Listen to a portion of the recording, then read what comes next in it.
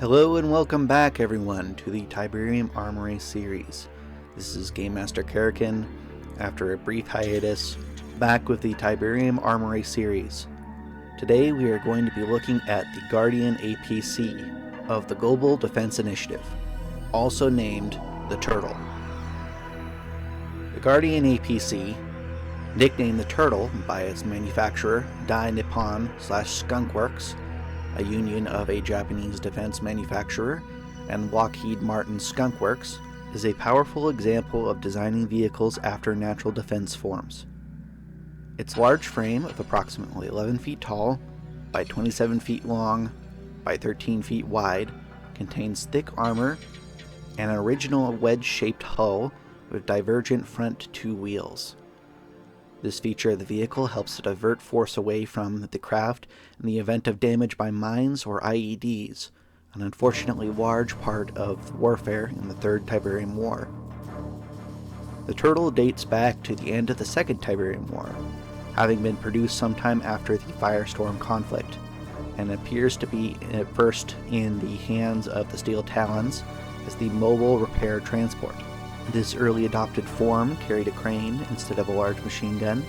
It still retained the ability for infantry to fire out the sides of the vehicle through special ports.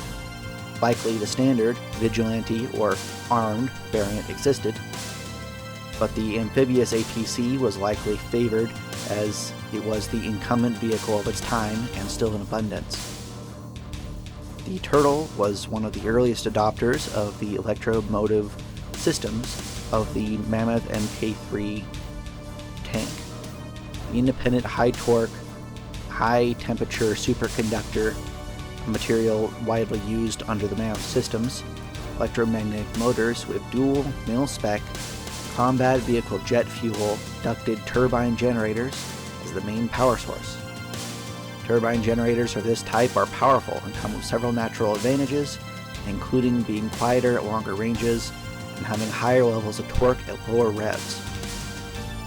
Out of character for a moment here, I will post a card in the video for a video by a wonderful tank YouTuber called Spookston, who created a video about why turbine engines were chosen for the Abrams main battle tank instead of a traditional diesel engine. This explanation largely explains why such an engine might have been used for a tank like the Mammoth Mk3 or an APC like the Guardian. Essentially, it comes down to the cost of fuel versus many advantages that turbine engines have, and by this point in the future, under half a century of military research and development, it is very possible to say that the fuel problem for turbine engines might have been overcome. The Turtle also sports a high-frequency, low-voltage, titanium alloy, bimetal articulated suspension, which can dynamically adjust its elevation in response to battlefield conditions. This is incredibly important for a number of reasons. Ground clearance is very important when it comes to defeating mines or IEDs, so raising the vehicle up is very important. Also, as with what can be seen from the South Korean main battle tank of our timeline, the Black Panther, which has a similar design of suspension, the ability to raise its gun above obstacles or to lower to avoid detection is very powerful. Additionally, the suspension performs superbly on difficult terrain. The Turtle is armed with what is likely 30mm cannons, two of them, that can be further upgraded into fire armor-piercing ammunition, most likely included to deal with especially armored infantry, such as cyborgs or screen infantry, or light to medium armored vehicles, and low-flying aircraft. It also comes equipped with mine-laying equipment for combat in key choke points. The Turtle went through 5 iterations before reaching the final version, each with a different armor slope and front end, but the final flat version was chosen because of breakthroughs in armor design that allowed for greatly expanded effective armor width with a much lower overall weight, leading the vehicle to weigh likely only as much as 20 tons, possibly lower, although this is unknown and a secret that the military of the GDI keeps quite close to its chest. When compared to NOD equivalent vehicles, or even Skrin ones, the Turtle is much larger, even being larger than a Scorpion main battle tank. This potential weakness is however mitigated by the automatic targeting of its main weapon, the ability to fire out from its sides, and the out-and-out superiority of GDI armor systems.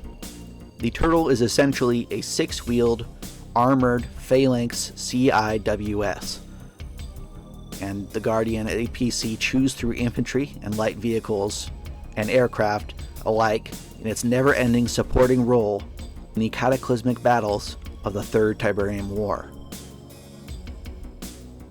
Now here at the end, this has been a somewhat shorter than average video. I want to talk a little bit about the future of the channel. I am going to continue producing videos. The situation that has prevented me from doing so for the last month or two has cleared up, and I will be able to continue to produce Armory videos, along with a MCV Part 2, which I hope to finish either this week or next week. Now, if anyone is interested, they can post which vehicle they like me to do next, or if they want me to do an infantry, general infantry video on either NOD or GDI, because I'm going to do the Skrin after I do both of the main conventional factions. And eventually I would like to start working into the other games, Tiberium Dawn and Tiberium Sun. But for the moment, I will bid you adieu. I hope you all have a wonderful day. This is Game Master Karrakin, signing off.